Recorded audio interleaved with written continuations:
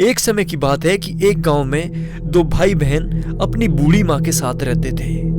दोनों बहन भाई एक दूसरे से बहुत ज्यादा प्यार करते थे, पर भाई ब्रजेश बहुत ही मजाकिया टाइप का था। अरे बेटा ब्रजेश, अब तो बड़ा हो गया है तू। अब जल्द ही तुम्हारी शादी के लिए कोई अच्छी लड़की ढूंढनी पड़ेगी।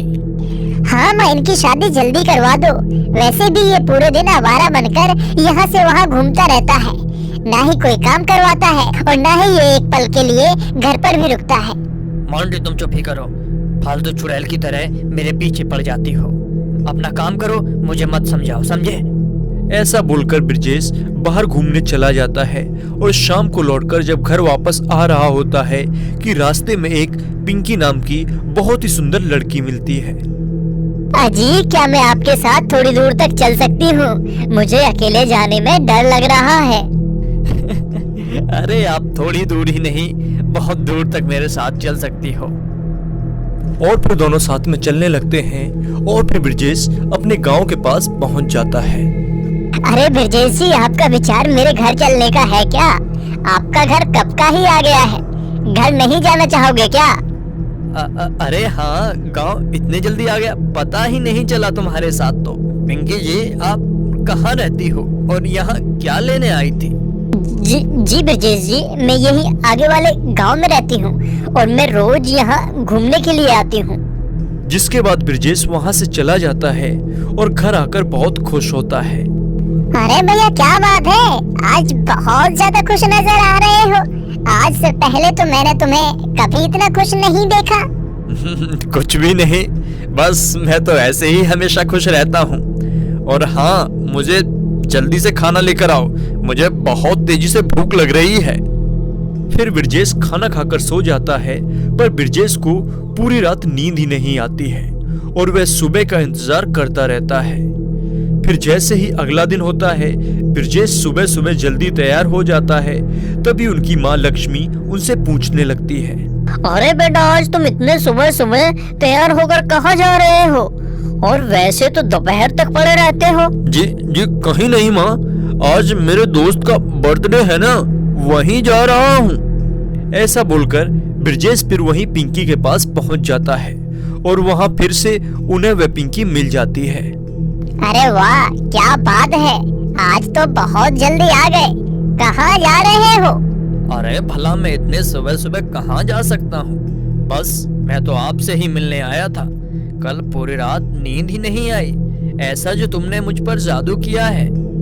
ऐसा कहकर दोनों गांव की तरफ चल देते हैं और फिर ब्रजेश का घर आते ही ब्रजेश अपने गांव की तरफ चला जाता है और फिर पिंकी थोड़ी दूर आगे चलकर एक चुड़ैल में बदल जाती है। लगता है ये आदमी बहुत ही जल्दी मेरा शिकार बनने वाला है। अब तो ये ब्रजेश का रोज का ही काम हो गया था। एक दिन जब ब्रजेश अपने घर से निकलता है तो उनकी बहन मोंटी उनका पीछा करने की सोचती है। अरे जरा देखूं तो सही, मेरा भाई रोज रोज कहाँ जाता है? कहीं किसी गलत लोगों की संगत में तो नहीं पड़ गया है? फिर ब्रजेश पिंकी से बात करने लगता है और जिसे देखकर मोंटी बहुत खुश होती है। अरे वाह, क्या जोड़ी लग रही है ब्रजेश भैया की और इस लड़की के साथ। सच में लड़की तो बहुत ही सुंदर है। मोंटी ऐसा सोच ही रही होती है कि पिंकी थोड़ी दूर चलने के बाद पिंकी एक चुड़ैल में बदल जाती है। अरे वाह, अब तो ये ब्रजेश पूरी तरह से मेरे झांसे में आ गया है। अब बस कुछ दिन और, जिसके बाद मैं इनकी बलि देकर सबसे शक्तिशाली चुड़ैल बन जाऊंगी। बाप रे बाप, ये तो चुड़ैल है। मुझे मेरे भाई की रक्षा करनी होगी, नहीं तो ये चुड़ैल मेरे भाई को भी मार डालेगी। मुझे कुछ सोचना होगा। फिर मोंटी घर जाकर ब्रजेश से बोलती है, ब्रजेश भैया, जो लड़की कल तुम्हारे साथ थी वो कोई लड़की नहीं, एक चुड़ैल है। भैया, मैंने उसे अपनी आंखों से देखा था। चलो, ये अपना बकवास अपने पास रखो। मेरी खुशी तुमसे देखी नहीं जा रही ना, तो कुछ भी बोलोगे ऐसा दोबारा बोलने की हिम्मत मत करना, और ना ही माँ जी से कुछ भी कहना।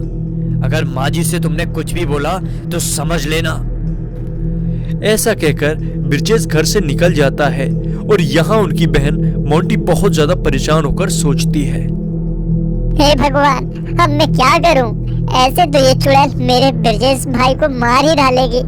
मुझे कुछ ना कुछ तो उपाय जरूर निकालना चाहिए, नहीं तो ये चुड़ैल मेरे भाई को नहीं छोड़ेगी। और इधर ब्रजेश फिर से उस चुड़ैल पिंकी के पास पहुंच जाता है और दोनों फिर आपस में बात करने लगते हैं। अजी ब्रजेश जी, एक बात बोलूं, आप बुरा ना मानो तो। हाँ हाँ, कैसी बात कर रही हो पिंकी? भला मैं आपकी कोई भी बातों से बुरा मान सकता हूँ क्या? अरे पिंकी, जो भी बोलना चाहती हो वो खुलकर बोलो। अजी मैं कहना चाहती हूँ कि अब हम दोनों को जल्दी ही शादी कर लेनी चाहिए, अगर आपको कोई दिक्कत ना हो तो। हाँ हाँ, ये बात तो मैं कई दिनों से सोच रहा था। आप तो मेरे दिल की बात ही छीन ली। जी, हम कल दोनों शादी कर लेते हैं और जिसके बाद घर पर बता देंगे। ठीक है पिंकी, जैसे तुम चाहोगी वैसा ही होगा। ऐसा कहकर ब्रजेश फिर से घर चला जाता है और फिर अमावस के दिन ब्रजेश शादी करने के लिए चुड़ैल के साथ चल देता है।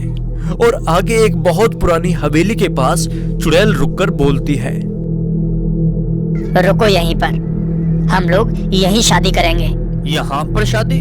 पर यहाँ तो कोई भी मंदिर नहीं दिखाई दे रहा है, और यहाँ तो बहुत पुरानी हवेली है।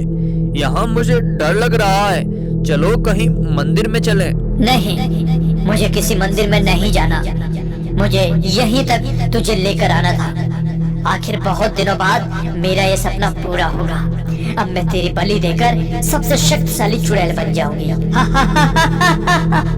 तुम पिंकी नहीं, सच में तुम एक चुड़ैल हो। चुड़ैल जी, तुम मुझे छोड़ दो प्लीज, मुझसे बहुत बड़ी गलती हुई है, मुझे छोड़ दीजिए प्लीज, मुझे छोड़ दीजिए।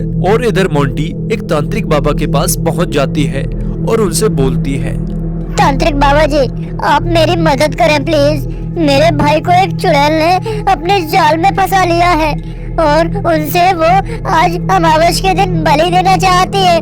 प्लीज मेरे भाई की मदद करिए तांत्रिक बाबा जी। मोंटी की बात सुनते ही तांत्रिक बाबा बोलते हैं, अरे मोंटी, जल्दी चलो।